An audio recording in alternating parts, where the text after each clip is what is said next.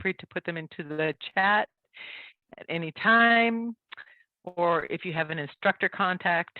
And I think Marcy will get us going on the record. Marcy, yes, we're recording. Okay, so this class tonight is offered by our OSU Land Steward Program Community Education Series. These classes are open to anyone. You don't have to be a land steward to take any of these classes. If you have any questions or ideas, again, you can put it in the chat or you can contact me. I'm Rachel Werling. I'm the coordinator for the Land Steward Program. We have tonight with us also Marcy Kaminker, and she's our Education Committee Chair and co-host for this evening. In case things go sideways, she'll be able to take the reins. So just so you know that, she's always in the background for that purpose. If you want to hear about upcoming classes, you can visit our website just by Googling OSU Land Steward Program. And if you scroll down, there's an orange bar. And that bar, you can see there's a check mark to join, and you can sign up for our email list that will tell you about upcoming events. And there's also, I was told I should highlight this too. We also have our YouTube channel, which has getting to be a pretty large library of really useful classes, recordings of classes that are available there. So if you go to that website, you can also see our upcoming events, and these are the kinds of classes that you'll hear about. So what's coming up in the near future, tonight we have iNaturalist, but tomorrow evening we have a presentation of an introduction about biodynamic farming principles. The following evening, we have resilient pastures, pasture management in drought conditions with Gordon Jones, our OSU agricultural agent. Then the following day, a couple of weeks later, I guess March 20th, we have a tour with that same instructor of his farm where he does biodynamic farming, and that's Tanasi Rama. Then on April 19th, I really wanted to highlight this and to watch for these in the future. I'm going to be leading a kind of a wildflower walk on the East Applegate Ridge Trail. So if you have taken this class and you have iNaturalist, we can practice that in the field together if you join me on that. And that's also co-hosted with the Native Plant Society, which I'll talk about in a minute, as is this class. So this evening, we have a class on iNaturalist, Community Science for Beginners using both iOS systems and Android systems. So I'm your instructor for the evening. I'm Rachel Werling. I'm a professional botanist. My background is botany. I have a master's in plant biology. I've worked for more than a decade in this area as a professional botanist doing surveys, and I've worked as a botanist really all my life. Botany has been a part of what I've done. Now I coordinate the Land Steward Program and also a much smaller kind of program that is the Oregon Master Naturalist, our Klamath Siskiyou ecoregion, which we'll be offering this spring as well. I do that out of the Oregon State University's Southern Oregon Research and Extension Center, and I'm also the president for the Native Plant Society Siskiyou chapter, which is our local chapter. And I think I have a little bit about that. I'm going to plug that as well. I hope some of you joined the Native Plant Society through signing up for this class. So what we are going to cover tonight is we're going to just talk a little bit about what people have been calling citizen science, and it's kind of shifting to community science. Just kind of what that means, because iNaturalist is one of those things. So I'm going to let you know a little bit about what iNaturalist is and how it's used. And then really the heart of what we're going to do is an introduction to the app. So this is what you would use on your phone. We will also look a little bit at the web and desktop version, depending on how well our app introduction goes. But there are a few things that I want to be sure to share with you there. Because it's just a really, really powerful resource. I just adore it. I am a total fan. And so we're going to be going through, I've designed this as a workshop. I've given this class for the Master Gardeners before in this way of covering these two different systems. And just remember, this is technology. Have patience. It might be frustrating. You're going to get a link to this recording so you can go back and go through. And hopefully I will have connected you enough with the resource that you can find the really excellent kind of help resources that are available for the app online as well. So it's very fun Just think of it as an exploration, and this is just an introduction. It's a deep, deep rabbit hole, and this is just, my goal is to just kind of get you hooked with the basics, and then you can explore and develop it as suits you, as I have done.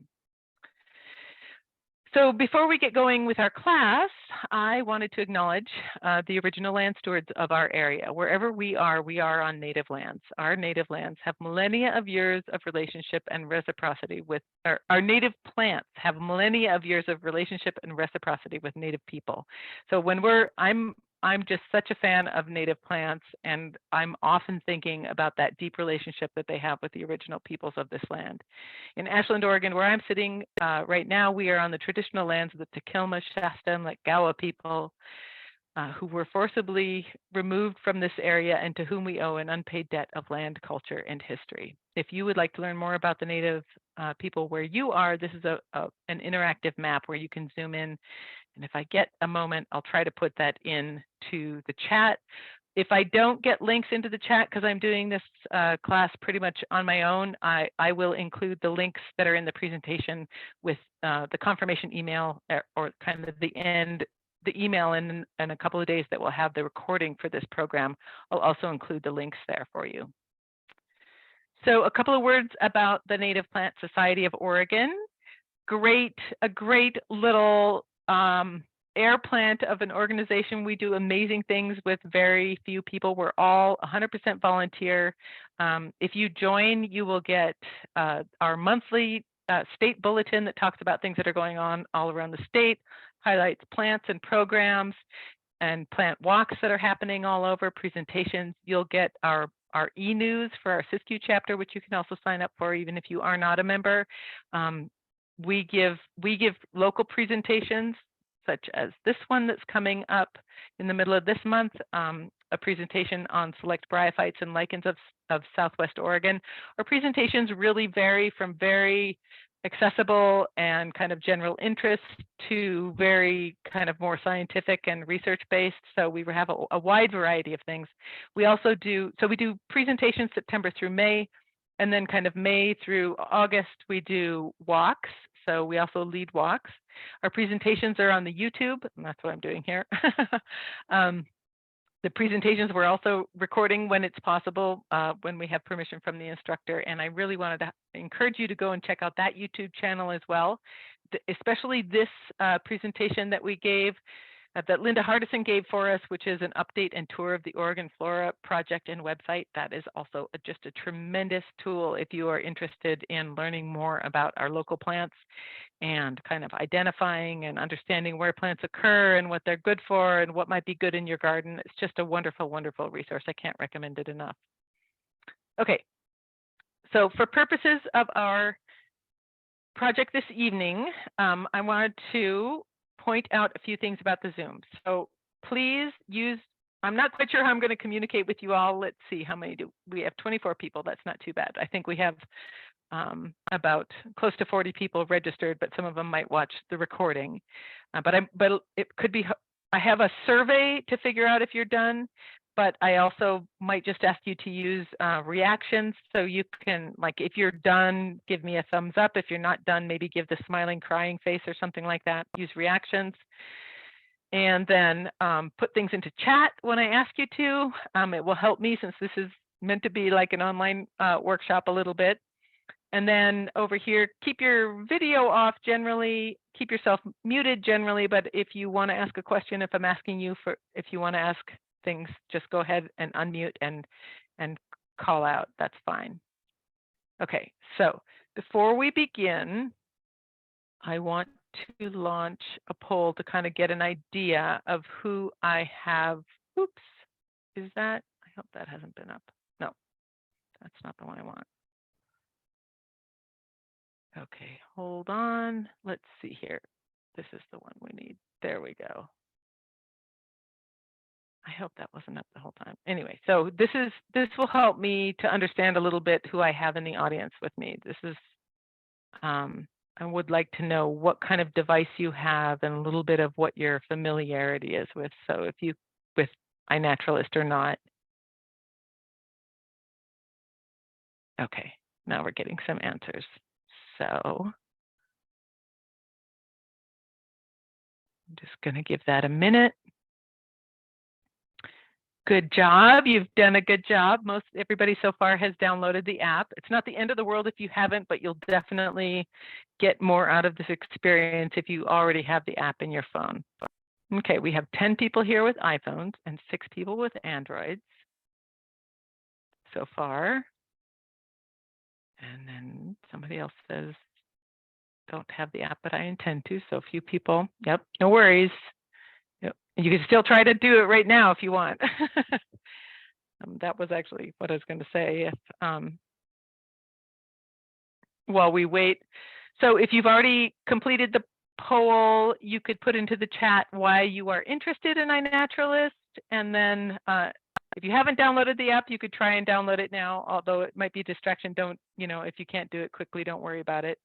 Now, the other thing I wanted to mention was if you have any kind of a plant guide with plant pictures in it, snag that if it's handy, and you can use that to practice with. I have practice pictures, but if you want to practice more, that could be a useful thing. Okay, so I'm going to end the poll and just I'm going to share the results so you guys can see that. So we have 13 iPhones, 6 Androids. We have 15 people with the app, 1 without it, 3 intend to. 1 person is very confident. 12 people are sort of confident. That's great. That's a great place to be. And then some people who are not very confident. And then how familiar are you with iNaturalist? I use it all the time. Got a few people. I've dabbled, but I'm still learning. I haven't tried it yet. Super. Very helpful. Okay. Very good.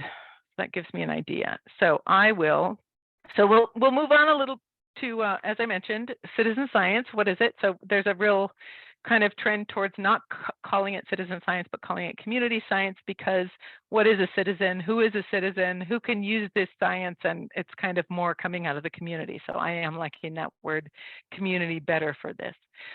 It's everyday people helping to answer questions through their contributions of work, data, and time. I also really like the word amateur, which means lover. So an amateur, and I'm always thinking of iNaturalist for plants because I'm a botanist, but I also really love birds. I don't find it very easy to either record or take pictures of birds with my phone, so I don't really use it for birds, but I know people who do. But anyway, an amateur botanist, an amateur ornithologist doing things for the love of it is a wonderful reason to be engaged with nature. So what is iNaturalist itself? It's a novel hybrid of artificial intelligence and ceaseless human curiosity. That's one quote from the New York Times. It's a social networking service of naturalists, citizen science, and biologists built on the concept of mapping and sharing observations of biodiversity across the globe. It's a partnership with California Academy of Sciences and National Geographic. It uses a computer vision. The model's artificial intelligence identification abilities reflect the collective human expertise of the iNaturalist community. So basically what's happening is it is the originators of the app, and as it continues to be used throughout the globe, and I'll show you how much it's being used, as creatures become identified, the artificial intelligence learns to identify those characteristics, and then it can kind of say what it thinks you're seeing, but it relies on humans to sort of confirm that and bump it into research grade. What is it? So it's really used for science, and I'll talk about that a little bit, but I use it because I want to know what's out there. So for example, I just went on a trip to Kauai, and I've never been to Kauai, and I was using iNaturalist to see, like, what am I going to be seeing? What are people seeing right now? And I'll share with you how to use the app for that. So there's a lot to know. And if you're, if you're like me, which if you're in this class, I bet you are, wherever you go, you're thinking, who is that? Who is that creature? What are those rocks? Where are these things? How can I know? And a lot of times there's not somebody there that you can ask. And this app is really just so useful for that. How is the data that is collected by iNaturalist used? Well, it's used by us. It's used by me. I'm using it to identify and know things in places where I am not, familiar with the organisms. But it's also really used by scientists and instructors. You can control the settings on your photos, and people who have allowed their photos to be used. The images can be used. The content is regularly, so for example, iNaturalist includes your Creative Commons licensed content in regularly updated archives produced for select partnership organizations interested in our data. For example, the Global Biodiversity Information Facility, an international intergovernmental organization that compiles and distributes biodiversity information from around the world. So it's really being used to understand what's going on. And I'll share with you a few headlines about that. Lots of projects. So for example, our local Cascade Siskiyou National Monument has a project that's gathering all of the observations that occur within the boundaries of the monument. And just as an example of another project, this is first known photos of living specimens. So this is another project where things that have never been photographed before are now being captured in photos through these apps. Some people are concerned about the privacy. So I just added a link there. I mean, you can Google it and see about the privacy. It is a social networking. You can set your controls on it, kind of how much it's tracking where you are and whatnot. I'll talk about that a little bit, but it is, if you're going to participate in these things, the privacy is probably not going to be super. I think this privacy report gave them like a 50% grade. They don't share, they don't sell it, so you're not going to get marketing things. But the point of this is to share this data that is being collected. And iNaturalist, there are a number of apps, and iNaturalist really shines with wildland species, so things that are native or naturalized or invasive. So just a few examples of iNaturalist being used by science. So these are just a few headlines in the news, and then a few things about the science. So the Nature Lovers app that became a catalog of Earth's biodiversity. That's from a recent article about the success of iNaturalist. Can citizen science prevent another Pacific newt massacre? Right? I didn't look into that, but that was one of the current headlines. Birds are one line of defense against dreaded spotted lanternflies. So they talk about how iNaturalist is being used to document spotted lanternfly predators. So they're seeing that, and probably actually the spotted lanternfly itself. And I'm thinking about here in Oregon, we're very concerned about the emerald ash borer. So an app like this could be something that's very helpful in detecting that if people are out watching for insects. These are some other older headlines. So 450 butterfly species rapidly declining due to warmer autumns in the West, but they're seeing that they're partly using the data that's collected through iNaturalist. Americans are observing nature during the pandemic and helping scientists with research. The next invasive insect pests will be discovered via social media. So those are some ways that it's being used by science, and there are lots more. You can explore that if you want. So before I go too deep into the rabbit hole, I want to acknowledge that there are other apps. I know people talk about others. I haven't used them too much. There's Seek by iNaturalist. So Seek is more just about identifying. It uses the same data pool. It shares the data they share data with each other, but iNaturalist kind of catalogs your observations, and Seek is just sort of a point and identify app. So it's more like some of these others that are listed there, like maybe PlantSnap, and I haven't really used those others, so I just Googled to find out about this, but I know that some people really, I think PlantSnap is one that people talk about, PlantNet perhaps. Picture this. I also wanted to mention over there on the right that the Oregon Flora Project has an app called Oregon Wildflowers, and that helps you identify more through putting in key characteristics in there. And I've used it just a little bit, but not so much. I know some people like it. What I really love is their webpage, which I shared with you that recording of a class about how to use the webpage. I haven't used the app as much, but just to say there are other things out there. So now find your smartphone. Part of doing this class is to have your smartphone with you. So let's take a look at the app on our smartphones, and we're going to transition into that. So full disclosure, I have an iPhone, and the first time I gave this class, I think this is the fourth time, perhaps third or fourth time I'm giving a version of this. But the very first time that I gave it, I had no idea that the app was different on iPhones and on Androids. So I was giving the class, and I was, a third of the class, or however many of the class that had the Android phone, were completely lost with whatever I was saying. So some friends of mine who have Android phones have shared with me screenshots. So I'm going to go back and forth between iPhone and Android, and hopefully this will work. We'll do this iteratively. We'll go over it a few different times.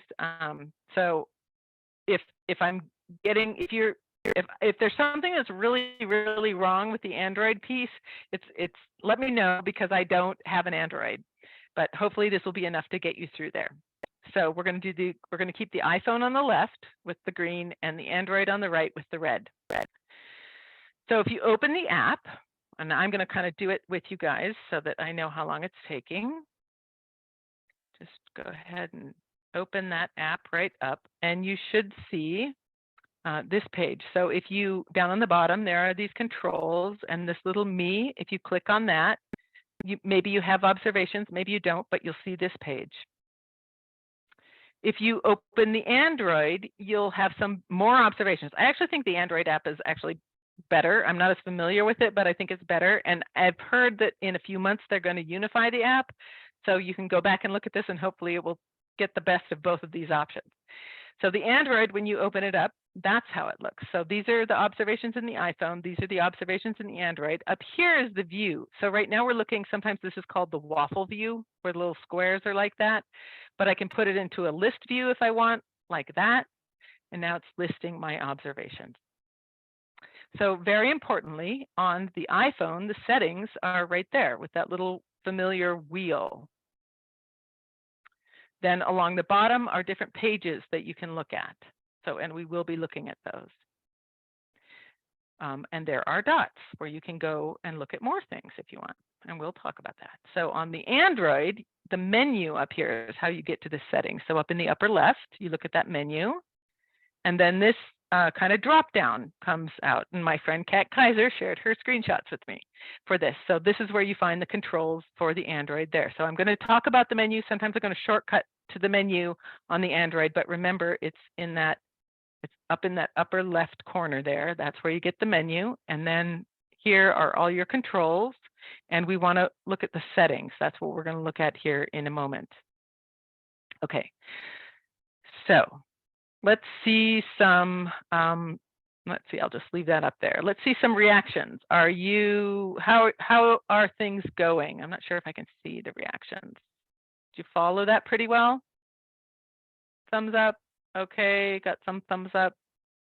Let me see. Okay, we're getting some thumbs up. All right. Okay. Well, now we're gonna use that information and go forward here a bit. Get this to go forward. Okay. So the very first thing we're going to do is we are going to use our settings and our controls to disable the automatic upload. So the reason that we're doing this, we're going to do this for this whole practice session. The reason we're going to do this, so this is my iPhone over here, and you can see these observations have been uploaded into the cloud. This one has comments on it. These with the little green cloud have not been uploaded. It does, the default setting for iPhone is that when you take a picture and you finish making your observation, it automatically uploads. I don't like that. I never have that as a setting. I don't care whether people like it or not, but I personally don't like it. I usually want to, like, sometimes I'm checking to see what the species is, or I want to add more pictures or whatever, but I like to manually upload them time by time.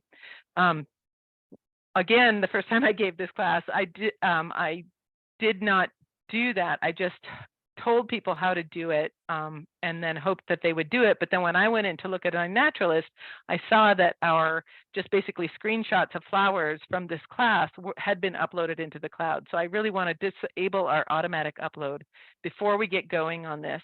And then you can delete those observations because they're not real observations. Okay, so in the iPhone, you go to the settings, you open the settings, and you just click that button off, and that will disable your automatic upload.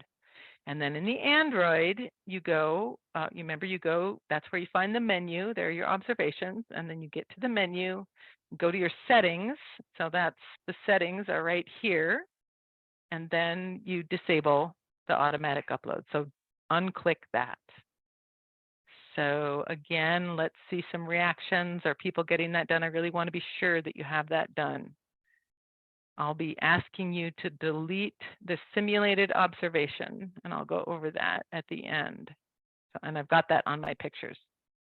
So,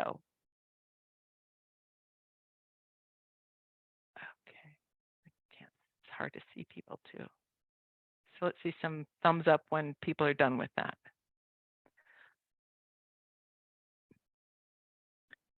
I could try. We have 23 people. I'm going to actually try launching another poll here to do this because I really want this. Here we go.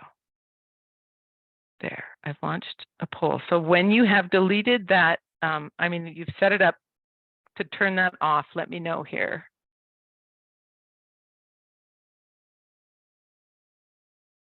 I think I've launched that poll.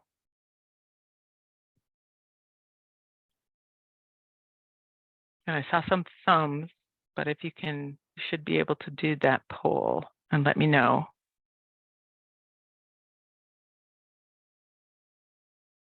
Maybe the internet is slow.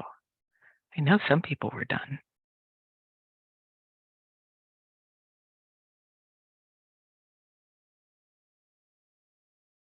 I'm gonna look and see what's going on in the chat. Let's see. No poll yet. No poll yet. Okay. Sorry. Thanks.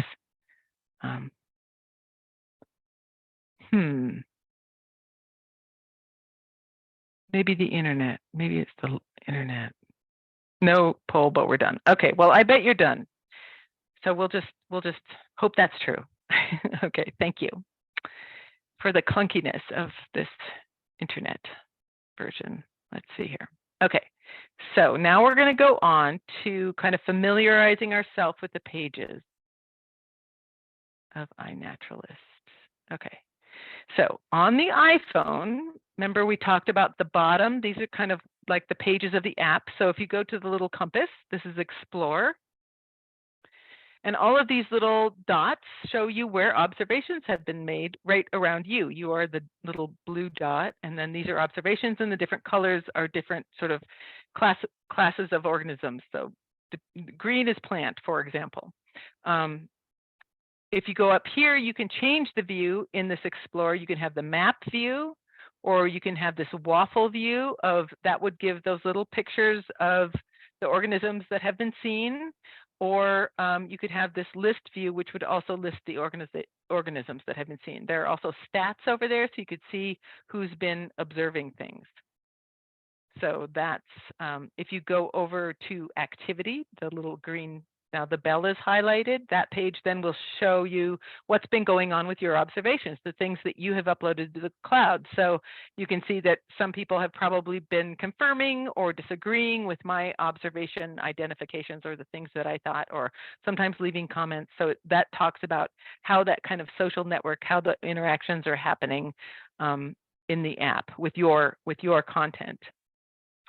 Then if you go over to, we're skipping the little camera because that's making an observation. Now we're going over to those three dots. In the three dots, you can find projects and guides. I'm not going to talk a lot about projects, but you can join projects, and I'll leave that for you to explore. But I am going to talk about guides a little bit. You can, if wherever you are, you can just click nearby guides, and you can find, sometimes there will be, one time I went down to the Mojave Desert, and it was again flora I was unfamiliar with, and I just clicked nearby guides, and there were some guides in there, and I had access to all of these wonderful iNaturalist pictures through that guide, and it let me know kind of what was in that area. And then you can actually download guides. Again, I'll leave that for you to explore, but you can download guides right into your phone and then have them in your phone and then work offline if you're in a place where you don't have service. So that's some about the iPhone pages. And now, okay, there's the nearby. Now we're going to talk about Android. So remember, we got to the menu through the upper left, and then these are our instructions there. So if we go to Explore, you can see that's at the top of the list there. If we go to Explore in the Android, we can see these are all of the observations that are made around the person in this picture. And so here you can have, here you have the map, And then here you have that waffle view of the species if you want. This is kind of nice because it tells you how many observations, how many species, how many observers, and how many identifiers are you can see right around you in that area. Again, there's that the menu is over there on the left, and on the right is those are filters. So this is showing all observations, and if you click the filters, then you can choose what you can choose different things. You can choose, do you want to see plants? Do you want to see insects, birds, amphibians? And this might be birds and mammals, I forget, fungi. So you can pick what you want to see and kind of narrow it down. I don't think you can do that in the iPhone. I forget, but I kind of don't think you can. You could just show your observations. You could hide your observations and just see other people's observations. You could see within a project. So this is actually really cool. In the iPhone, you don't have this level of control within the app. You do on the browser, but not in the app. I don't think. I don't think you do. I think the Android is more complicated, more complicated, but in a good way. You could do the research grade only, so things that have been confirmed, or things that need ID, so things that are less well known. Okay, and then let's see. So that's the map. I'm not sure what I was getting at there. I might have gotten my things out of order. Okay. So that's how you get the guides. Okay, so exploring, every time you're on that window, again, I'm not as familiar with the Android, but whenever you're on that window, up here is where you find the menu. So you go to the menu, it opens up, and if you want to find the guides, that's where you find them in the Android. So there you go. And again, the same kind of thing. You can do all or yours or nearby. So these are guides that my friends have downloaded into their Androids nearby to find things. Okay. So now let's get started with making an observation by watching a little tutorial. So this will kind of get us started. So I'm going to escape from this and go to this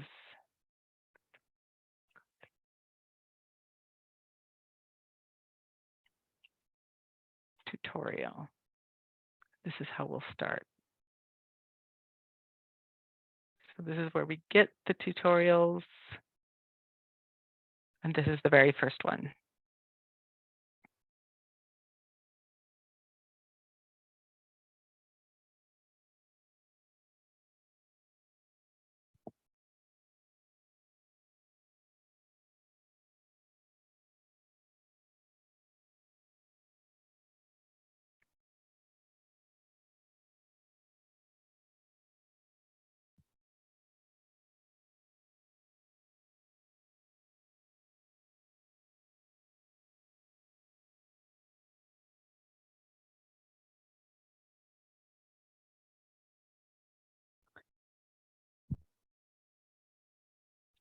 Yeah, hang on. I think I forgot to optimize for sound. So let me stop that. Let me go back.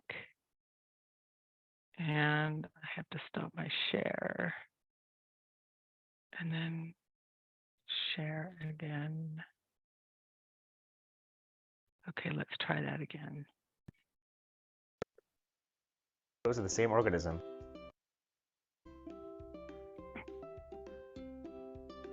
Okay, so you've installed the iNaturalist app and created an account. Time to get outside and record your first observation. Here's how to do it. Any living thing, like a plant, animal, or fungus, can be an observation on iNaturalist. Once you find something you'd like to record, just tap Observe and take a photo. You can review your picture, then hit Next if it looks good. To identify it, hit What did you see? If you have an internet connection, iNaturalist will suggest 10 visually similar species and often a common ancestor. You can choose one of those or search for a species name. On this observation details screen, you can add more photos of the same organism or write a note.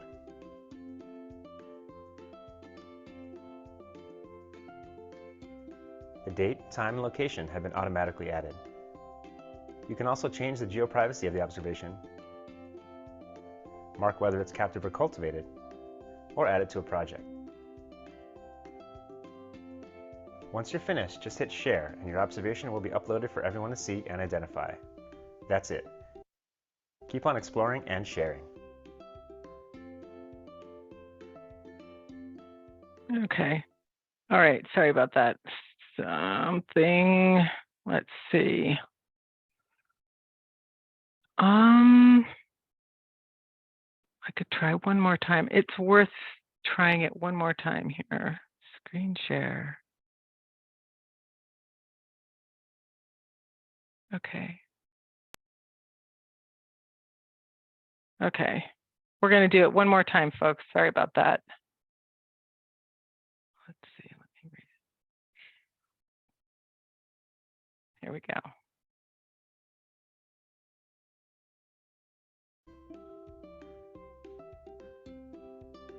Okay, so you've installed the iNaturalist app and created an account. Time to get outside and record your first observation. Yay! Here's how to do it. Any living thing, like a plant, animal, or fungus, can be an observation on iNaturalist. Once you find something you'd like to record, just tap Observe and take a photo. You can review your picture, then hit Next if it looks good. To identify it, hit What did you see? If you have an internet connection, iNaturalist will suggest 10 visually similar species and often a common ancestor. You can choose one of those or search for a species name. On this observation details screen, you can add more photos of the same organism or write a note.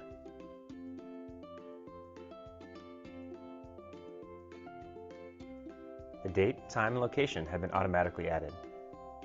You can also change the geoprivacy of the observation, mark whether it's captive or cultivated, or add it to a project. Once you're finished, just hit share and your observation will be uploaded for everyone to see and identify. That's it. Keep on exploring and sharing. Okay. Oops. Okay. Stop you. Okay. So okay. There we go. Ooh. Now we're going to go back to the presentation and work through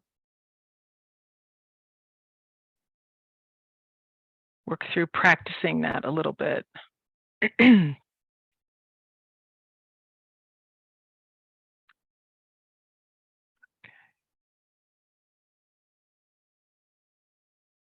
Okay, are you seeing the right page there? Yes. So what happens when there is no internet connection? It still works when there's no internet connection. If you have geolocation on your photos allowed, and you have it's recorded in your photos, you can actually even upload them later. You can add photos and it has the location in there. You also want it to allow your app to use your photos when it asks you if you can do that, or sounds if you want to record like plants. Okay, so we're going to go through now and do kind of with screenshots, and we're going to practice this a little bit. So we did that. So here's what I'm going to do is I'm going to kind of go through the steps of making the observation, and with the Android. They don't have that Swift little recording for an Android. I don't know why. But I'll show you where you can find more thorough directions. But I have some directions here, and we're going to walk through that. So again, on the iPhone, so this is the list of the instructions that they just went through on that video.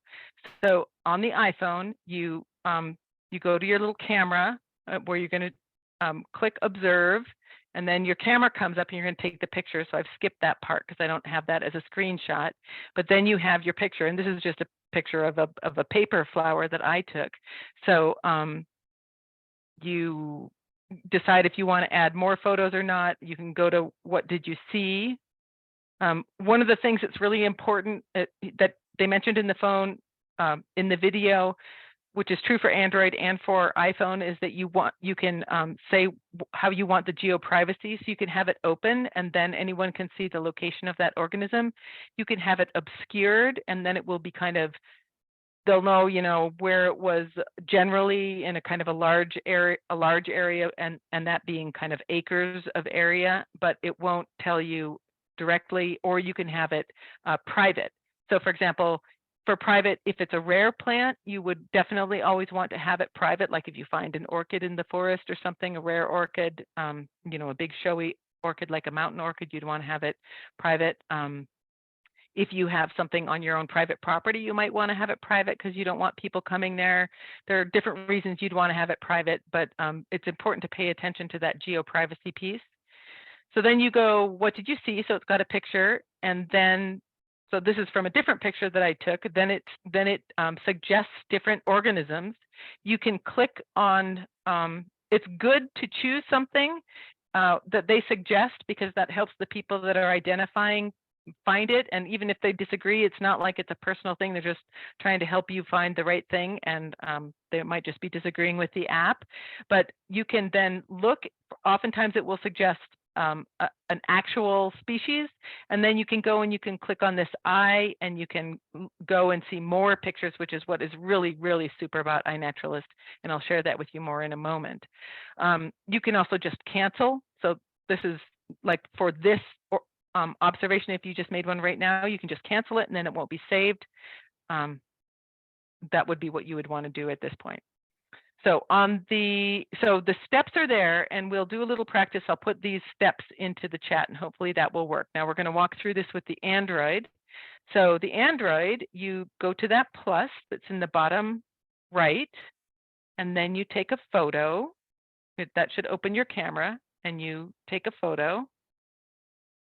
So in this case, this is kind of modeling for you how to use your flower guide that you might have there. Maybe you don't have anything handy, but you can take a picture of a flower guide, and then you decide if you want to retry with that photo or if it's okay.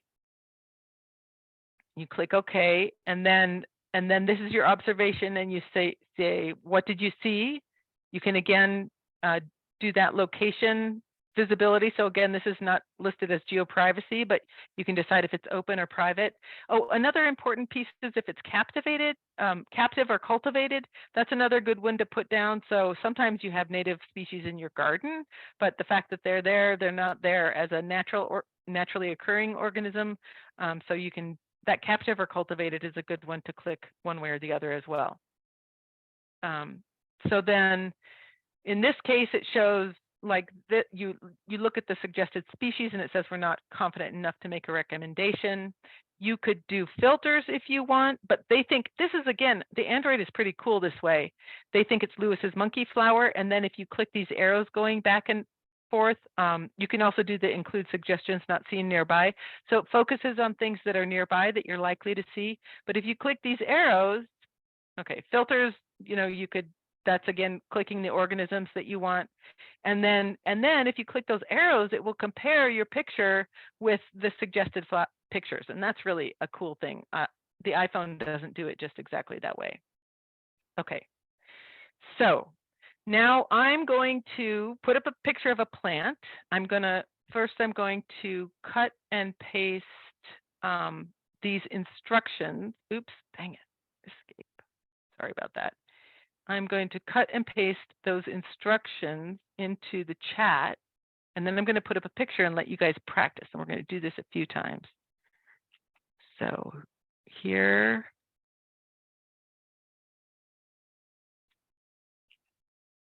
are the instructions for the iPhone. And then here are those instructions for the Android.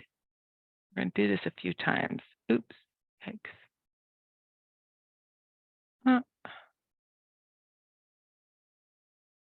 Hold on, sorry. I broke my thumb recently, and so I have to use my hand in a weird way. And I'm kind of slow and sloppy with the computer, and I apologize. There you go. Okay, there's that. So now, let me get my picture back up there. We're going to swap this. Okay, now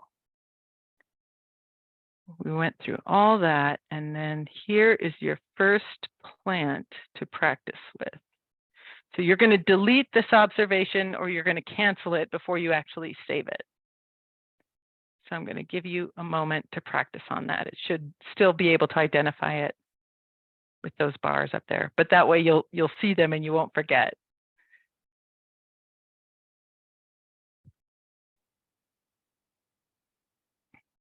And when you, so I'll let you kind of work through that, and I'll try to get my participants back up so I can see.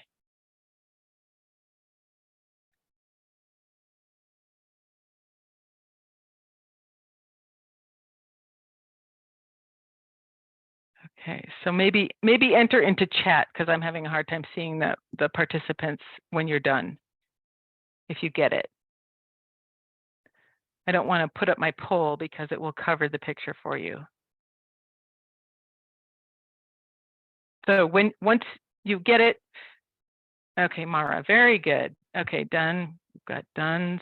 And if you're really totally lost, let me know that. And we're going to do this a few times.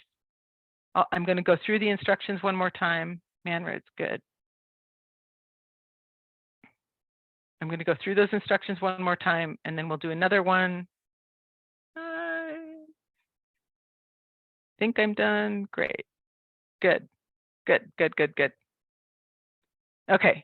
Okay, so let's do another one. So you're done. So that was manroot, Mara oregana, really cool plant. Okay, excellent. Okay.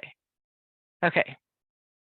So how did it go? Was that pretty, was anybody really lost? Maybe enter. It seems like people got it. Excellent, Marcy. Was anybody kind of the thumbs down on that? Anybody lost on it? Just so I have an idea. Okay, we're gonna, no, nobody lost. All right, well, I'm gonna then just quickly, it was okay, excellent. Go through again, there you have the iPhone on the left, you take the camera, you pay attention to geoprivacy and cultivation. If you scroll on that screen, there are other choices, including, I think, delete or cancel. What did you see? Then you can click for more information on the iPhone. It's not that comparison. It's not the comparison feature of the Android, but you still see lots of pictures of fawn lilies, which is better than any guide that you can carry, which will only give you at most, 2 pictures. Okay, you can always cancel it. Then the Android, the plus, you take the photo, you get your picture, you decide if it's okay or you want to retry.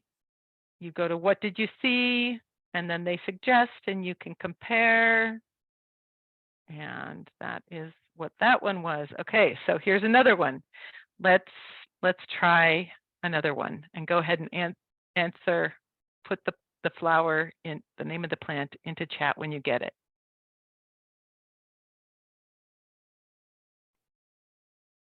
I didn't see anybody, didn't seem lost, so we might not have to, we might be able to do more with the desktop than I thought. Let's see.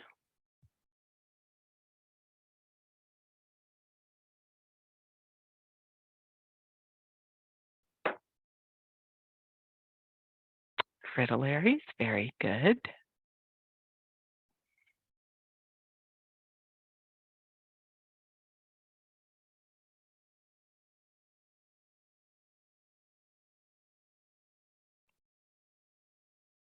Nice, excellent. Right, yes. So one of the settings that you can set is how you want the app to tell you. Do you want scientific names first or do you want common names first?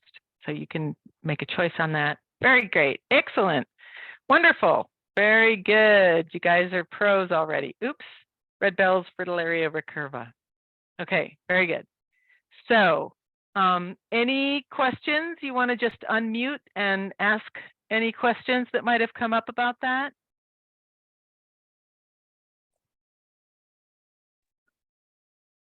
And if nobody does, I have a question. Okay, okay.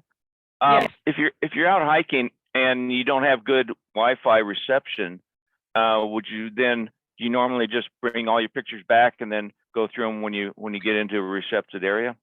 Sean, you probably know more about this than I do, but I was out in the Steens. There is no cell phone receptions out there, and it had pinpoint locations. It's one of those things where it's using your geolocation, even if you don't have reception. But yeah, the geolocation could work, but would you be able to find, find the name or things like that? Yeah, I don't think you can, but you can just make the observations. And then when you get back in, I can't remember exactly, but I think that's how that went, because you have to be able to be online to look at the pictures. Exactly. Okay. Thank you. Yeah. Right, and that's true. You can just take the pictures. You can be at home and go and upload pictures from the Steens. I can, and it will still locate them in the Steens with the location of the picture. Yeah, but you can't interact with the online features when you don't have coverage like that. Okay, so let's see. So I talked about that. You can click on more information in the suggested images. When you do have coverage, it's really great because there are so many pictures. It's just wonderful. It's really terrific. So you can turn off the automatic upload. We talked about that. Geo-privacy, I can't stress that enough. For rare plants, definitely put geo-privacy on, and then also personal privacy can be a feature. And then once you put that, when you select a preliminary identification, or maybe you are pretty sure about it, or you're very sure about it, you'll select an identification. And then when another person confirms that and says, yes, I think that is also a scarlet fritillary, then you will get research grade, which is kind of fun. You get these little green badges. Okay. So I think we'll skip. I'm just going to buzz through this really fast. We don't need those instructions again. And now we'll do another one. So you kind of really get the hang of it. I'm going to help you practice a bit.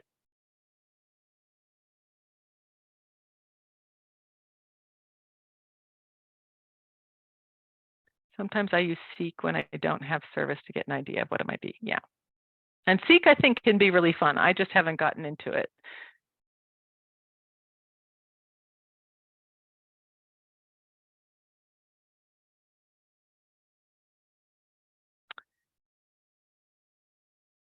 Yeah, I think Elisa says if you add a picture from your camera, it doesn't necessarily record the geolocation. And I think that has to do with settings. I think that has to do with your settings in your camera, which there are reasons not to have geolocation on your photos. So it's up to you, but I have mine. Yellow fritillary, yay. Okay, these are all local plants. Yay, okay, they're all coming in. That gives me kind of a sense of how long it takes too. Okay.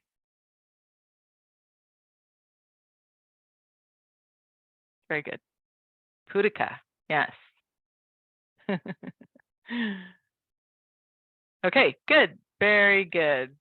All right, I think, so again, in the chat or unmute, is there anybody who's just not getting it? Okay. All right, let's see, what did I have? So we did that. Oops, wait a second. So yeah, you can practice that information feature. Okay, let's do one more.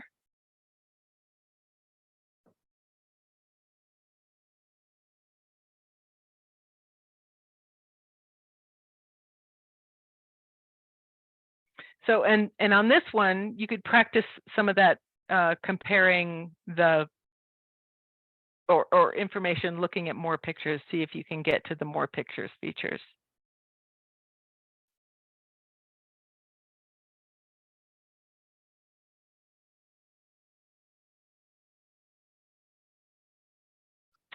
I would like a bit more about captive or cultivated.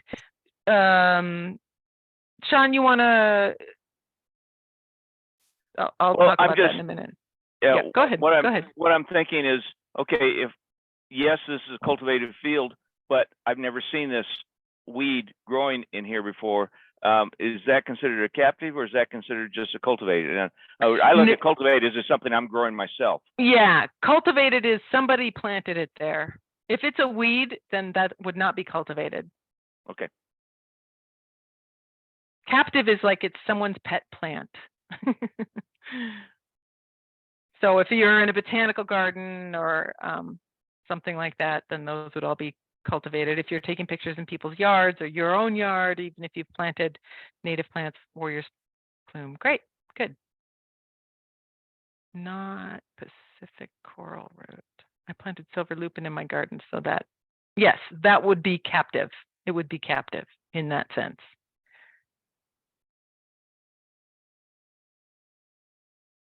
Although it does get a casual listing if you put, say, cultivated, but I think there are some identifiers out there who are looking at cultivated things. So I'm not sure what to say about that, but it does help in terms of knowing, in terms of the data quality, you know, if it occurred there naturally. Very good. Okay, warrior's plume, Pedicularis densiflora. Very good. So so before we go on, would folks like to do one more? Is there anyone who would like to do one more? Because we could practice another one. Nah. Okay. Nothing like this in the Eastern Gorge. Okay. All right. You're here from, okay, right. I forget. We're on Zoom. You could be anywhere. Okay, great. One more. So somebody said one more or no more? No more. One more. Okay, let's do one more. Let's do one more. And if you feel like you're a pro already, then you can kind of poke around in your settings a bit or look in to the comparison. Yeah, we got Pacific coral root. Well, sometimes it's wrong. I don't know. Maybe the image isn't, you know, it definitely isn't always right. But you can also, if you look through the folks that took that picture, look at the other options and see if pedicularis was one of the things that was recommended. Sometimes you can kind of discern, like that definitely happens with me, where it will think it's one thing, but I know it's something else. Yes. So that's where you kind of can scroll down, or you can go into the information and look at more images and see if that looks right.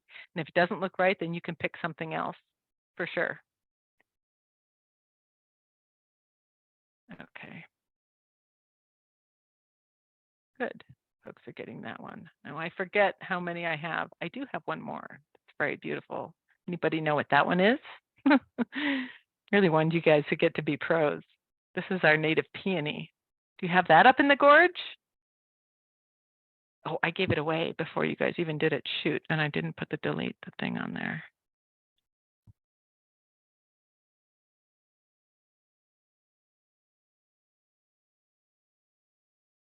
Yeah, that's true. Sometimes it's good to put something in there, or the genus. Lisa says you can put the family level or the genus.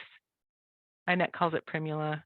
Yes, and then there's that, and there's nothing to be done about the taxonomist disagreeing. She says iNet calls it primula, but the Oregon Flora calls it dodecatheon. Yep. Peony, or Brown's peony. Yes, we have a native peony. I've got this started in my yard from a seed. I'm so excited about it. Okay, hopefully this is the last one. I feel like you guys have this. Let me see, and I can just zoom through. Okay. All right. So so you can cancel or delete all of our practices. So if you didn't cancel it, canceling it, you know, was up in the upper left on the when you're making the observation. But on any of these, if you select the observation, like this snow dwarf bramble, I select that, I go into it, and then I think if I just scroll down through this information and the geoprivacy and the captive cultivate, then I can delete the observation. It won't have automatically uploaded it. Or you can cancel if you're making the observation and just back out of it. There you go. And on the Android, you can always edit up here with that little pencil and then go just to the trash, which is sort of a little bit more intuitive. I can't believe how different the two apps are on the different devices. It's very kind of crazy to me. So then uploading the observation. So I like to delay my upload in the iPhone, and iPhone lets you do that. So I'll often get really backed up. The problem with this is I'll be like, oh my gosh, I went on this trip to someplace that I didn't know, and I didn't know the plants, and I'm trying to verify and do a good job on it. And now I've got 81, and then you pull this down too hard, and then it starts uploading all 81, and they're all blank, and people are telling you you did things wrong or whatever. So sometimes it's kind of a disaster. I try to stay kind of up to date on that, but you can upload them all at once if you want. Once you get them all verified or clarified to your best of your however you want to do it. You don't have to know something in there, put something in there if you don't, it doesn't matter. It's just kind of the way I handle it. But you can also upload them one at a time. So iPhone lets you upload all your saved ones at once or one at a time. So you can just click each of those little clouds, but Android will only apparently do the whole batch. So you just click the cloud. Android, you can only sync all the observations that are not loaded. That's my understanding, which I don't like that feature about the Android, because you can't just upload as you're working your way through them. Okay. Okay, any questions about that piece? I think next we're gonna move on to looking at the website a little bit, which is really wonderful. Where did you find that? Where did I find what? The peony? Wait, the way to upload it. I don't see on my iPhone how to upload what Okay. you were saying. Where did you go? Okay, do you have, oops, sorry. So to upload the observation, it's this little green cloud. If you have an observation that is not uploaded, you would click that cloud. If you didn't disable your automatic upload, as I was trying to walk you through at the beginning, then it automatically uploads them when you save the observation. It automatically uploads. If Well, I did disable it, and Okay. but I'm still not seeing the cloud. the little And cloud. like Does go it- back one step, go back. Yep. Oh, so you're on me. You're on the me button, Uh-huh. and you're on. Well, So you can either, if you have unuploaded observations, you can pull down on the screen and then it will just upload here in this whole little circle there will just start, it'll say syncing. It'll change to syncing. well, I'm lost. Or they might be uploading. Well, it's okay. You can also delete them. You can select them and delete them. Yeah, I understand that. I Okay. don't understand how to get to that picture on the iPhone that you've got up right now. I can't see how to get to that. Okay, do you it's not showing up with me. Do you have any observations that you've made? Well, just your recent one. Well, yeah, Star Jasmine. I have that from some time ago. Okay. And so I don't know what to do about that. So Yeah, maybe you might not have saved the practice observations is what it sounds like. I didn't save anything. Yeah, there you go. There you go. So you just don't have, which is just fine, which is good, but you would want to save them if they were real. Yeah. Okay. Okay. I found that last picture of the funny little fruits or whatever that was, that peony or whatever you called it. Okay. Okay. Now I see it. Now Okay. I see it. Thank you. Okay, good. Great. Okay. So we got there. Oops. Okay. Okay, so now we are going to transition to talking about the website a little bit. And before I actually go to the website, I made this slide to kind of show you this important part. When we get to the web page, if you go, we'll get into iNaturalist, and if you go to this more part and you kind of go to the drop down menu of anything in the more, and you go over to the get started. So this is the website there. Then there are a few important things here, especially how to make an observation with your Android. So if you have an Android and you're lost because they don't have that video, there are more step-by-step instructions there. And then there's lots of great guidance here about posting observations, exploring observations, organisms, identifying places. It's getting kind of deeper and deeper in the rabbit hole as you go right. But over here on the right, these video tutorials are so helpful. There are lots of great things about, deeper and deeper into the features of iNaturalist, including things like making projects and bioblitzes and things like that. Okay, so now I'm going to escape from this, and we are going to go on to the app. So are you seeing my web page? I think you should be seeing that. Yeah. Okay, so if you're not signed in and you go to iNaturalist, just by Googling iNaturalist, you don't have to have an account. You can just get here, I'm not logged in, but you can still explore. You can still use these features, including that more one that I talked about. So if I go to help, then I get to this page where I find lots of useful things. So even if I haven't signed in, I can still get there. You can still explore. You can get to this great explore page. So on this page, it talks about, this is how many observations have been made now globally with iNaturalist. So you can set this up again as a map or the grid or the list. Right now it's in this grid. So it's looking, these I think are the most recent observations that have been uploaded globally. So those are the observations. This is how many species. This is how many identifiers, people identifying things. That means they're saying, yes, I think this is what you said.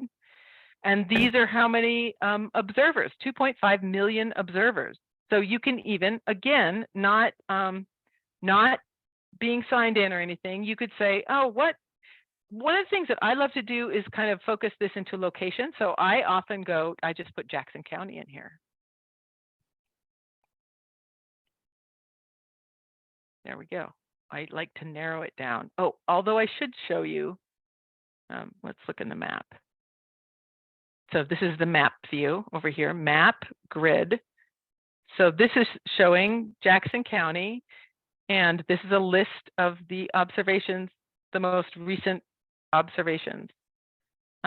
So I might say, one of the things that I do a lot is I'll want to share a picture of something with someone, and I'll say, wait, what was that?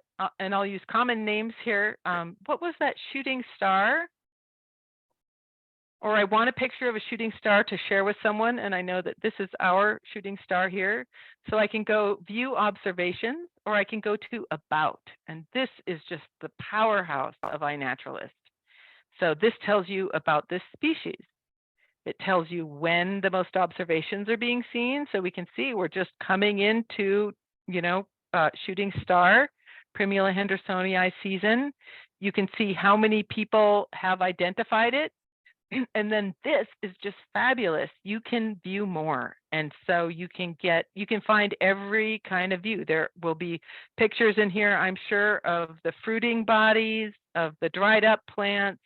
But this is what is so powerful about iNaturalist, is you can really see lots of different views of plants and really be able to identify things.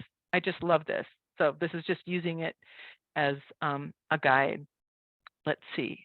And if I go back, now let's go back to explore, just generally.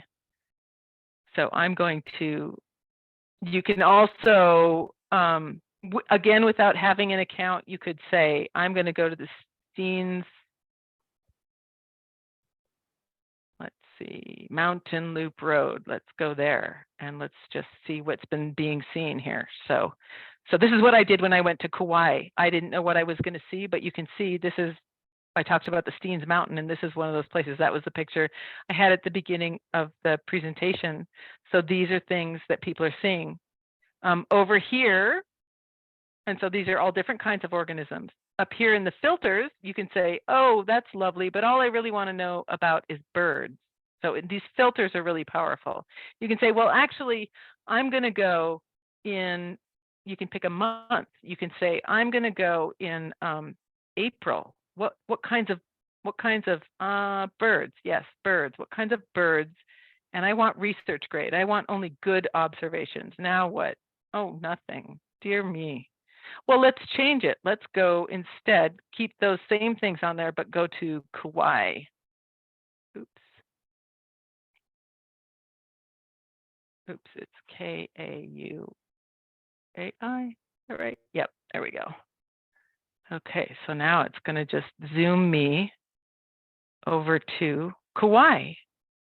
And it's going to show me what birds I'm going to be seeing. So if I'm into birds, that's great. And I can go grid, and I can start learning, oh, what might I see? These are the birds that people are seeing. And these are all research grades, so they've been confirmed observations. You could do that, you can also, let's see. Let's go back. Let's log in now, though. I'm just going to log in now to show you that.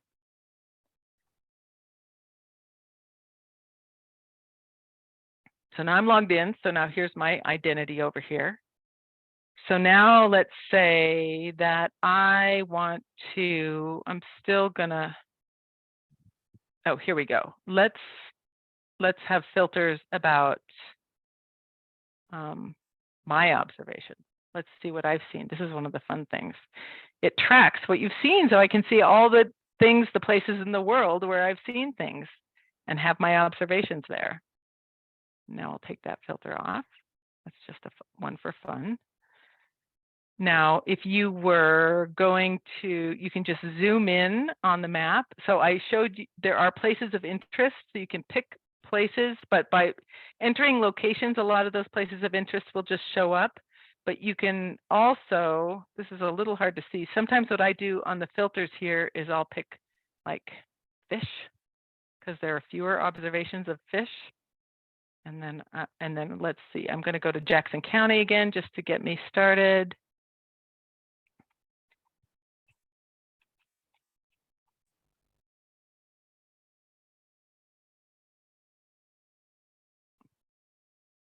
And then I can zoom in and I could say, I'm going to go to, now remember I have it set on fish, so it's not showing very many things, just so I can see. So let's say I'm going to go hike this part of the Pacific Crest Trail and I would like to know what things people are seeing there. So on this map view, I can go over here, these orange things. This has Jackson County selected, but I can select an area. I can go, I'm going to walk this part of the trail. What might I see on that part of the trail? Oops. And now I'm going to change my filters from fish to plants. And I'm going to say in, because I want to know what I might see in certain months coming up in April, say, which is Plant Month, National Plant Month. And I could see what kinds of things people would be seeing. And I can put it over here in the grid and see in April, these are the species that I want to be looking for. Oh, there's a familiar face, the Fritillaria pudica. And seen twice. So this is one of the things that I love about this. You can actually download lists. So let's see here. Yeah, you can download the list. Can't remember how to do that. Let me go back. But I think you can just download from that search. It would download that list of species in a CSV form. Let's see. So you can select these filters are powerful things to use. So I don't think that there's an exact date. You know, if you're going on a day, you could see, oh, I've included fish. I can take those off. Birds are obviously, this is pretty good for birds, and people do use it for birds, which is great. As I said, I'm not very good at taking pictures of them. Okay, so I think I covered that in terms of kind of like delving into, and then you can always, on any of these species, you could go to the actual observation if people are sharing it. And I think there are settings where you could turn that off, so that I'm not sure what the point would be. So you can see where this was seen, and then you can maybe go and find it yourself, which is why why that geoprivacy is important for rare or special plants. You can see who's been identifying things. You can, if you're just curious about that, you're like, well, that looks kind of like what I have, but you can also just go click onto the species itself and it will just take you to that species again, that page like I showed you with the shooting star. And here you can go view more pictures, because maybe you're out there in July or August and now you're seeing seeds and you're wondering what it looks like. And so you're going to hope there are some seeds. You can actually select on the pictures for the phenology, if it has fruit or not. I'm not seeing, there were some seeds there, but look at all these pictures of the leaves and stuff. It's just really great. And then you can also, on the observations, upload more pictures if you want. Okay, I think any questions about that? I think I pretty much got through kind of how to use that. Maybe Yeah. Any questions about those sorts of things? And then I'll talk about, yes, exactly. Great way to plan a hike or a trip. Or Yeah. it's so wonderful. It's just so great. I can't tell you. I used it so much when I went to the Steens, where there's a lot of unfamiliar flora. Even when I go back to Minnesota, where I'm not as familiar with it. Definitely on Kauai, I had no idea what I was going to see, and it was just wonderful. Within a week, I was like, oh, I really know what's here.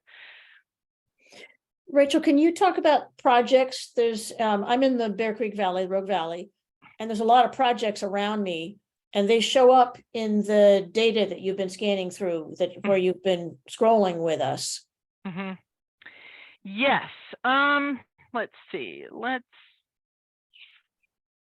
I can't talk too much about projects. I have joined projects. I've looked for projects in my app, and I've even made a project, but I think only one. There are tutorials about it. I think you can either, so I'll just tell you a little bit about what I know. And it's been a while since I made one. I'm really a beginner on projects, too long. I don't remember how I did it, but you can, sometimes a project is a boundary. So if you make an observation, and I think this is in your settings, if you make an observation, it will automatically be uploaded into that project. So there's a project for the, like as I showed, the Cascade Siskiyou National Monument. So a lot of times they're area bound, but they can also be like rare plants. I know sometimes I'll photograph a rare plant, and I see that gets swept into a rare plant project. So it's, there's quite a bit to, setting them up and stuff, and I don't really know. So I'm sorry, I can't answer more questions about that, but they're just sort of, those are ways that the data is being used by people. So then, for example, let's see here. Oh, here we go. Let's go to projects. Oh, for example, so you could click on project. Let's just see what happens if we click on projects. So you can start one, you can search, let's see, recently active. I think there's a way to find them like nearby projects. I'm not sure about that, but let's go to the Cascade Siskiyou National Monument, for example. So this has 1,000 species that have been observed. There's a journal. There are, oh yeah, this is a fun thing. I remember this. So you can have leaderboards where people have observed most, this is Charlie Shells. He's the ecologist for the monument. So he's winning. These are all the observations. They're fun. I just haven't done them very much, so I can't help very much. But here's the boundary, and there are all the creatures that have been observed there. I don't know if that's a little bit, but really, iNaturalist, I really recommend that you just poke around. I've really learned mostly by poking around myself. Any other questions about that? Are you going to talk about finding and being part of a nearby project? There are quite a few in the Bear Creek Valley. Okay, that was that question. I think you can just join them. Is there any way? Okay, so I think you can just join the projects, or it might be in settings that like you're willing to be in projects. And I do want to get to that a little bit, because you should go through kind of and look at your settings online. Is there a way to sort observations? For example, can I get the results sorted by plant family? Yes, you can. You can sort lists by plant family. You can just sort a plant family. You could do that. If we go to explore, you could say Jackson County. Oops, you could just put in the family. So you could just put Jackson County where you are, and then sort by like Apiaceae if you wanted only the carrot family or something. Can you upload to a phone? You can upload guides to a phone, and I can't tell you how, but if you look into it, you can definitely do that. I have them on my phone. That's what some of those screenshots were showing. Can you repeat how to get date plot? I've gotten included in fungi of the California floristic province.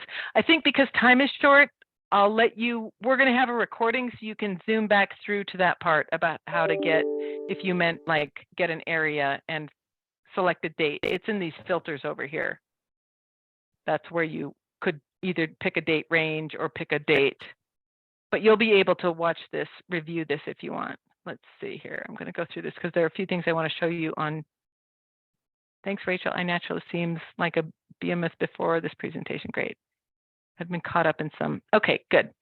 Okay, so I think we're up to date. So there are just a few things I wanted to show you about how your profile works, things that are fun. So that is, so when I go to this is my home, you can set up your profile, you can say things about yourself, plants you're interested in. It'll show how many observations and how many species. It's kind of fun because it tracks all this for you. If you get into identifying, and I do want to share that with you, if there are some people that are more expert, there's a great workshop about becoming an identifier. You can see your observations. Oops, wait, those are my observations. So list out your observations. You can get them on a map, as I showed you before, and that shows you everywhere. It does this fun thing where it does the year in review, which I kind of missed last time. Let's see, I'm going to also go. You can create lists. I'm not going to go into this, but you can create lists. So I've made lists for people and uploaded them so that they have like a little guide or a start of a guide for their property. Or, for example, the Rogue Community College Woodlands is a great place where I encourage people to go walk, and I've made a list there that I could share with people. The calendar is kind of fun. You can see when you're observing things. So this was my trip to Kauai, and you can see I haven't been observing things since then. So lots and lots of things to do on there. Oh, I know what's fun. Let's see. Back to my observations. So, not edit. You can edit and you can upload them. There's really a lot you can do. I'm just covering the basics here, but you can see this is when somebody confirms your observation, then it will become research grade. So here's this observation, and these two people have confirmed it. And it's an endangered species, the Malaysian albatross. So they just really make it fun. If you get hooked, it's just kind of just fun to participate in. Yeah, let's see if I can see my projects. I think I said that. Observations. You can favorite other people's observations. There might be interest. Oh yes, projects. So there's my list of projects that I have joined. So by going to that project page, there is a way, I think, to find nearby projects. Well, in your app, on your phone, you can find nearby projects, and that's how you can join them. Okay. I think that was what I meant to share with you. Let me go back to my presentation here, because there was a little bit couple. So we talked about these things. We talked about, I'm going to have to switch you back over here, and feel free to enter any other questions if you want. We're going, because we are definitely winding down. So this is a really good tutorial, like a 2-hour workshop. Oh no, I'm sorry, this is something else. So tips on how to take identifiable photos, right? So that's a video that's available on the iNaturalist under those videos with that kind of those beginning pages that I had a slide of. But the tips are basically get closer, take different angles or parts with plants, take the underside. If it's Oregon grape, definitely get the underside of the leaves. That's really important. Try to be in focus, try to get attachments. And there's a nice little video that talks about that. Okay, and we did this, we did that, we went down the rabbit hole. This is what, okay, you can add observations via the web, so you can upload things from your computer. It's a bit more complicated, but it's good to know you can do it. And I'll include all these links in your, with the link for the recording. So now if you want to, you can enable that automatic upload. So you go to settings, and then you would just click that. And then you'd go to the menu, and you get to the menu on your settings, and then you do the automatic upload. Then this is the last workshop that I wanted to share with you. And again, I guess I'll just put the link in the with the email that I sent tomorrow. But this is how to become an identifier, which has become really fun. I didn't start out doing that, and I've really enjoyed that as well. There are a lot of ways to kind of narrow it down. And I'm just going to put up a quick survey here, but otherwise, go have fun. We've covered citizen science, community science, what's iNaturalist, a little introduction to the app, and a little bit, just a little, I mean, we just barely scraped the surface. And even what I know is just barely scraping the surface. This is such a powerful app. I really love it. And remember to just be patient with it and explore.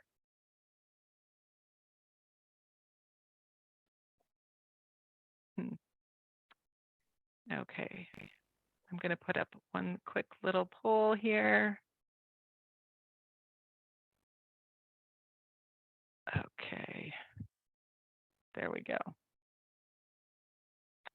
If you could do that before you go, otherwise you're free to go on with your evening. And you can watch the recording if some things, you know, if there were things that got away from you. Thanks so much, Rachel. This is great. Good. It took me 2 years to really get hooked. The first year I just barely kind of used it. And then the second year I really became enchanted with it. So thanks for joining. If you have any other questions, I think, yeah, we have a couple more minutes if you want to chat or if you have other questions. Otherwise, you can feel free to go on with your evening. So I'll stop my share.